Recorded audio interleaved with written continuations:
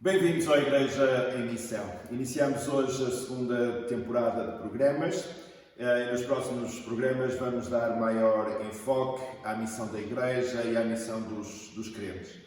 Estamos aqui na Igreja de Valdezende, uma igreja plantada em 1971 e tenho ao meu lado o pastor Albert Canfield, que é pastor desta igreja.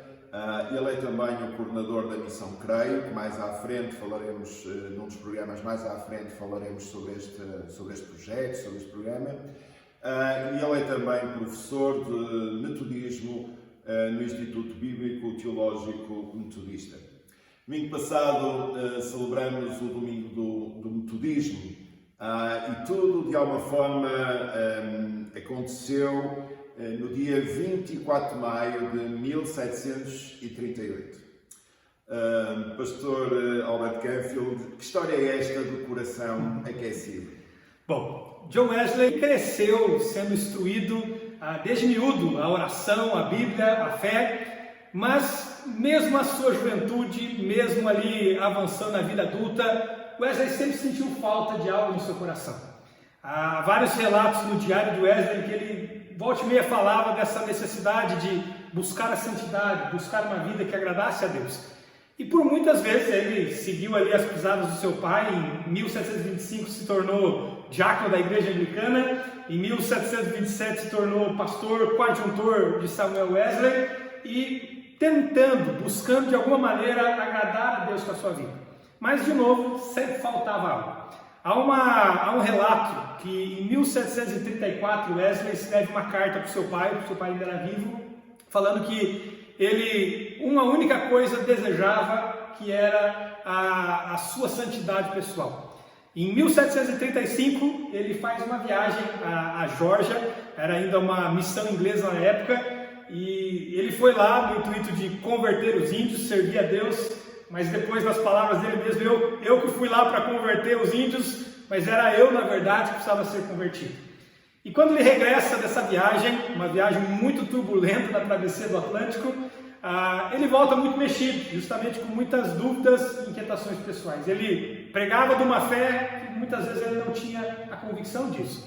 Mas há esse momento em 24 de maio de 1738, ele estava no final da tarde, indo numa reunião de uma sociedade na rua Aldersgate, em Londres, e ali, naquela reunião, ouvindo a leitura do prefácio de Lutero na carta aos Romanos, é ali que ele então sente o coração estranhamente aquecido. Ele tem uma experiência com Deus. A fé não apenas num nível intelectual, a fé não apenas num nível da sua tradição, da sua história, mas ali ele é tocado no seu coração e ele tem essa experiência pessoal. Vale a pena nós falarmos que o metodismo nasce ali, naquele momento, né? O coração de Wesley descobre que a fé ela deve ser vivida primeiramente nessa dimensão pessoal. A ênfase do metodismo bate muito neste ponto, né? Que de nada adianta apenas uma fé pela tradição ou uma fé apenas racional, mas a fé também precisa ser experimentada, vivida. Nós precisamos ter esta convicção. Uma das coisas que, naturalmente, a partir deste momento, a vida de Wesley nunca mais foi a mesma. E mesmo a sua missão, o seu trabalho de missão transformou-se bastante e foi algo que também marcou o coração do metodismo. E o que é que significa uma frase que ficou célebre, que é "o mundo é minha paróquia"? Bom, em 1727, Wesley se torna um presbítero, um pastor anglicano. É claro que ele se torna um pastor nos moldes dos seus dias. Devia pregar todos os domingos na igreja, devia dar assistência aos crentes que assim lhe pedissem, uma vida muito interna, vamos assim se dizer. Mas depois desse episódio, em 1738, quando Wesley tem o seu coração extremamente aquecido, dali em diante Wesley se desperta a pregar a palavra e a levar outras pessoas a também ter essa experiência pessoal. Há um episódio em 1739, o seu querido amigo George Whitefield faz um convite para ele, para que ele viesse assumiu seu ponto de pregação ao ar livre na região de Kingswood, em Bristol, para pregar aos mineiros. Wesley a vida inteira pregou dentro das igrejas dos templos. Até ele pensava que era pecado pregar fora da igreja e que pessoas viessem a Cristo fora da igreja, fora dos templos. Mas ali, naquela experiência ao ar livre, pregando aos mineiros, gente simples dos seus dias, anunciando o Evangelho, Wesley começa a perceber que as pessoas estavam sedentas, os corações estavam abertos. E mais pessoas começam a ter essa experiência pessoal.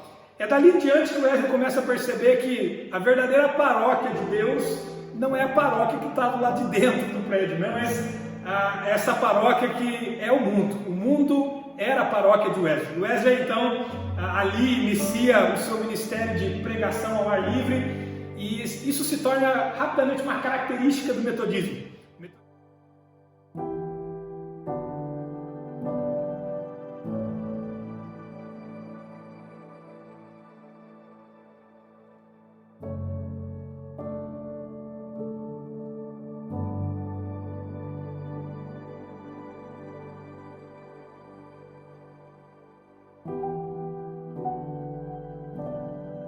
De alguma forma, nós hoje também estamos a viver este tempo, deixamos de estar a pregar nos nossos templos e como pastores temos sido desafiados a levar a palavra por cultos online, por juntar grupos também online.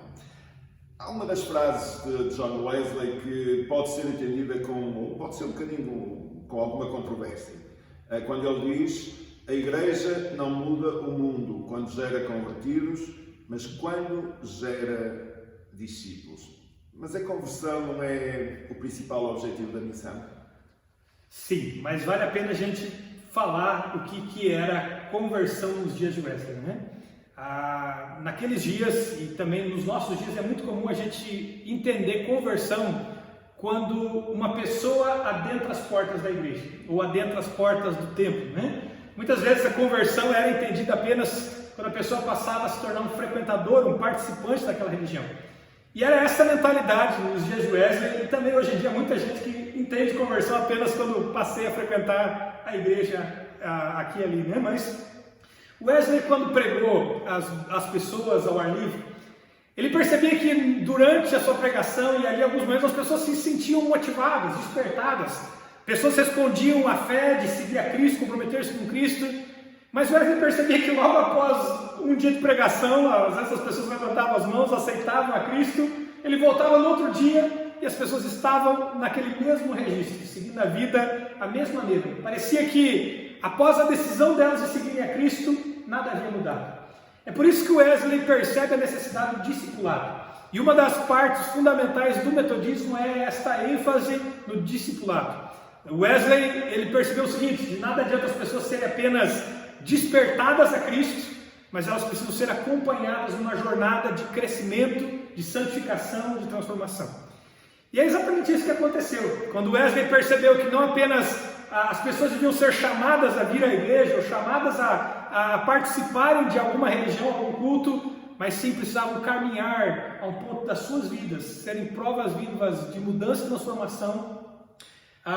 Foi aí que foi criada então as sociedades metodistas, as bandas, as sociedades seletas, e o metodismo trouxe mais uma vez essa ênfase no discipulado. Não apenas nós ganhamos vidas ou almas, como as pessoas costumavam falar naqueles dias, mas a gente precisa cuidar das almas, ajudá-las na caminhada. E o metodismo tem essas ênfases que nós falamos aqui. Primeiramente, uma ênfase na experiência pessoal, não apenas uma fé racional ou tradicional, mas também uma ênfase pessoal. Nós precisamos viver e experimentar com convicção esta fé. A segunda parte, a ênfase que a nossa missão não está dentro da igreja, dentro dos nossos prédios, mas o mundo é a paróquia. É lá que nós exercemos a nossa missão.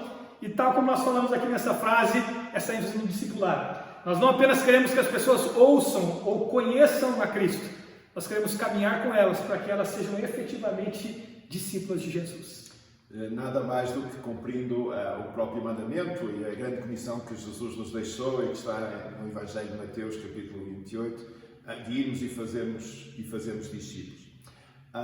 E se pensarmos bem no início da Igreja Metodista em Portugal, em 1854, com a chegada de um engenheiro, Thomas Seguin, para trabalhar nas minas do Palhal, na zona centro.